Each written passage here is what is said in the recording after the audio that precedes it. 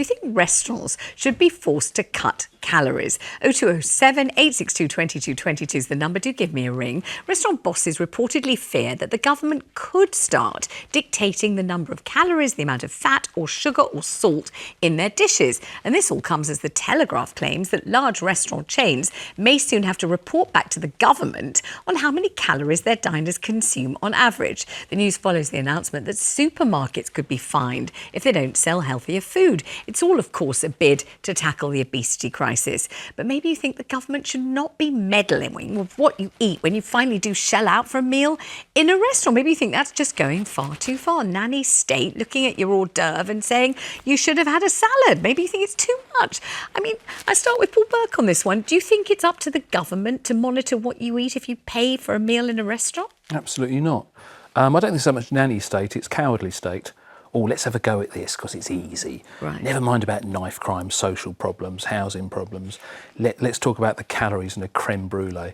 And I'm still not sure how what they do when they got it. So this restaurant is serving lovely high-calorie food. What are they going to do? Come around and close them down? I don't know. I feel as if they're going to say, really? we're serving pasta like Mama used to make, and they're going to say, what did your Mama put in it? And they're going to say ricotta and scamorza, and there's going to be quite a lot of butter and clarified whatever. And they're going to say, well, take that out, take that out, and take that out. And then it won't be like Mama used to make. Well, the obesity crisis could be combated by maybe not selling off the school playing fields, maybe encouraging competitive sport, maybe getting people outside, that kind of thing. Because that's how it used to work. You'd eat what you like and exercise a lot more. So that might be a better route. Becca, what do you think? Well, obesity is a huge social problem, isn't it? I mean, you list all the other ones, and what it costs the NHS, what it costs the country is staggering. So although this maybe feels a little clumsy, I can completely understand why we're doing it, because won't it be interesting to look at kind of regional disparities, differences in genders, I don't know, and to actually understand what the country's eating. I mean, you go to the doctors and they ask you how much you drink in a week, and I think we probably all, you tick the lower box.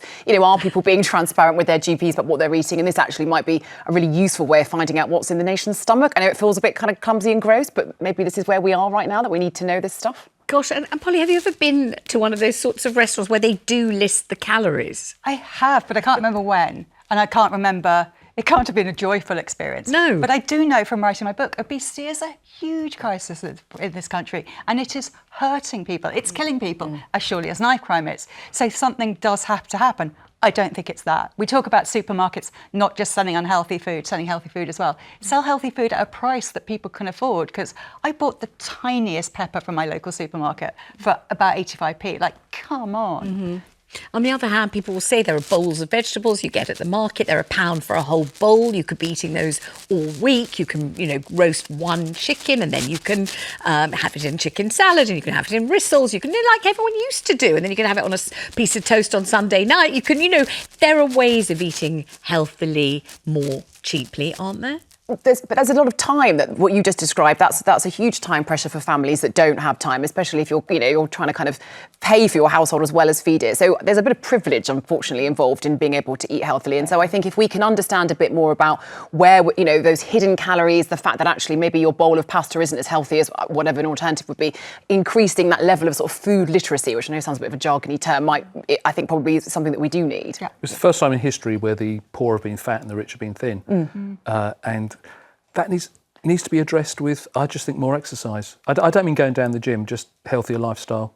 I just wonder about the whole thing about, going to a restaurant is expensive. It's ridiculously expensive. It's so much more expensive than just making whatever it is at home. We all know that. So isn't there a kind of celebratory element, which is, here I am, this is a treat, and so I'm going to eat the things I can't cook myself, or the things that I wouldn't have at home, or the things that are special, or the things that have got cream in, or the things that have got jam on, or all the things I actually want to eat rather than all the stuff that I think I should eat because I'm in a restaurant, I'm paying for it. So I don't want somebody saying, oh, this is what Vanessa had. She started off with the flipping pasta, then she piled into a steak and chips, and then it was a chocolate mousse with all the trimmings, and then she had a little bit of the ice cream that her next door neighbour was eating. Then she leant over to a man at another table and had some apple strudel that he was eating because it looked really good. Then she asked if she could take it home in a doggy bag. Blimey, gosh, that's not fair, is it? It's not, but I think we have totally lost a reasonable relationship with food. we can consume huge amounts of calories, not by going out to restaurants. I had a friend who swears that during COVID, because she was no longer going to a very famous sandwich shop brand all the time, she lost half a stone just simply by that. You know, there are calories in everything, as Becca says, a lot of hidden calories. True. So if we're going out every once in a while and having an amazing calorific dinner, fine, but we're not. We are consuming huge amounts of calories all the time without even understanding or knowing. You know what we ate on this show the other day? Go on. The Marks and Spencer they're strawberries and cream sandwich. And? Absolutely magnificent. And to my shame, I looked round for the other half, but they sell it just one half.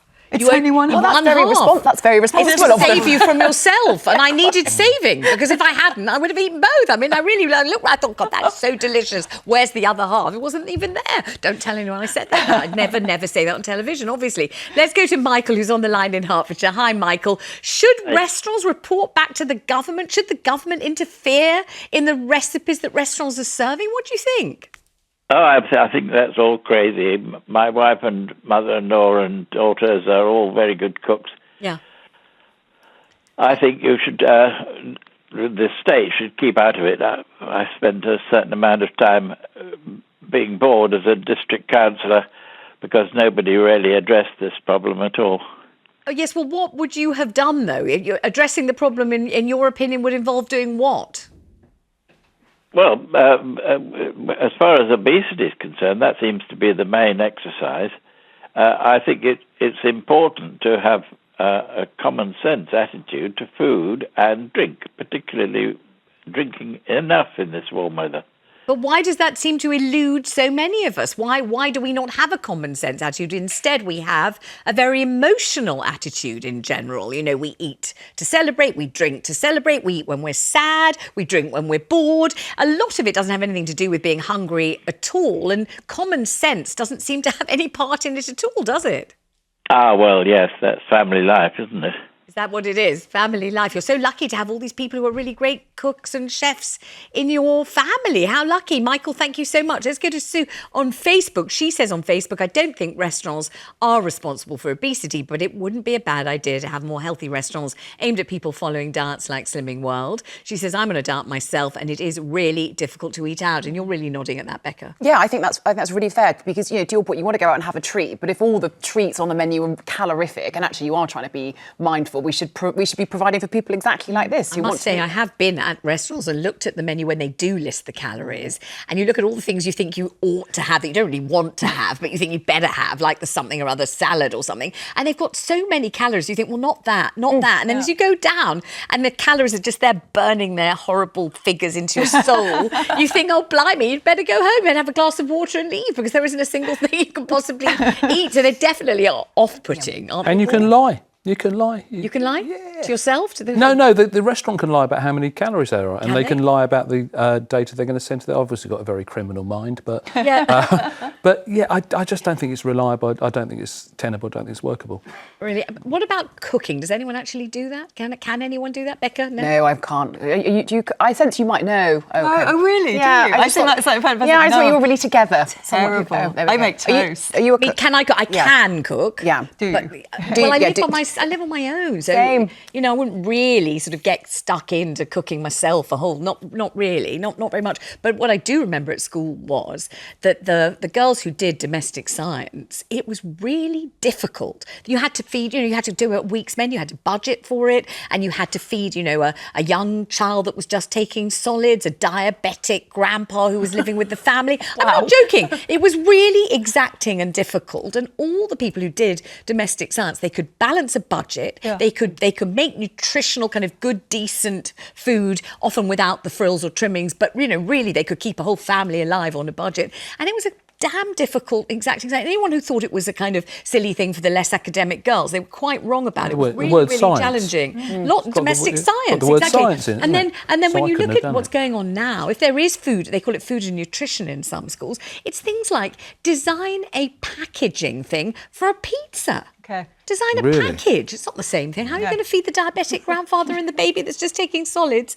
on a budget? That's what I think. I reckon they should bring that back. Chris on Facebook says, for many of us, eating out is an occasional treat. Exactly. Often a celebration where indulging should be allowed. This, he says, is just window dressing, which I think was your point, Paul. And PR. Just what you said, yeah. From a government that has no idea how to handle anything, you would probably. I'm very much with that. Just Yeah. tackle the real issues. Don't be cowardly.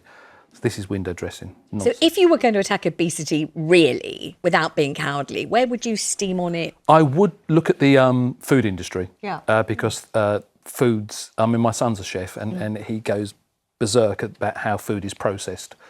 And a salmon, you think, oh, I have this salmon or some chicken, it's good for me. Yeah. It's been pumped full of growth hormones. So you eat those growth hormones, get fat, and you can't understand why, because you've just been eating chicken and salmon. Think it's as simple as that? Not quite. Nothing's as simple as how I say it. Nothing's as simple. But there's a basic truth in that. It's in the mix. Yeah, it's in the Absolutely. mix.